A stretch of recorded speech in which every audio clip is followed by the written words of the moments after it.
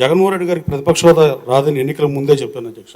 తల్లికి నచ్చని కొడుకు రాష్ట్రపతికి నచ్చే పరిస్థితి లేదనే ఉద్దేశంతో నేను ఎన్నికలకు 6 నెలల ముందే ప్రతిపక్ష హోదాని చెప్పిన పరిస్థితి. అలాగే అధ్యక్ష, జగన్మోహన్ రెడ్డి గారు ఈ సభకు రాకుండా ఇక్కడ ప్రతిపక్ష హోదా లేదని చెప్తూ రాజ్యసభలోనూ లోక్సభలోనూ వాళ్ళ సభ్యులు వెళ్ళే పరిస్థితి అధ్యక్ష. అక్కడ ప్రధాన ప్రతిపక్ష హోదా కానీ ప్రతిపక్ష హోదా కానీ ఉందా, అది రాష్ట్ర శాసనసభను అవమానిస్తుండగానే భావిస్తున్నారు అధ్యక్ష. 11 స్థానాలు ఇక్కడ ఇచ్చినా, 4 స్థానాలు లోక్సభలో ఇచ్చినా ఈ రాష్ట్రపతిలో ఇచ్చారు. అక్కడొక నీతి ఇక్కడో నీతి పాటించడం అది కరెక్ట్ కాదు అధ్యక్ష. అలాగే మీడియాలో సమావేశాలు నిర్వహిస్తూ ప్రజా దర్బారు నిర్వహిస్తున్నాడు అధ్యక్ష జగన్మోహన్ రెడ్డి గారు.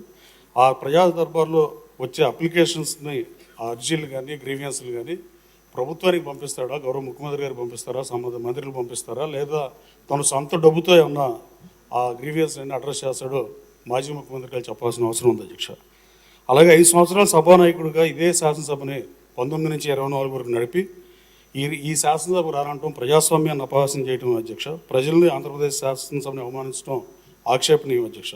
స్వాతంత్రం వచ్చిన తర్వాత రాచరికం కాలంలో ఉన్న రాజులే మంత్రులుగా పనిచేసిన అధ్యక్ష. అది that is the beauty of democracy. దాన్ని ఆ రోజు కింగ్స్గా రూల్ చేసిన వాళ్ళు కూడా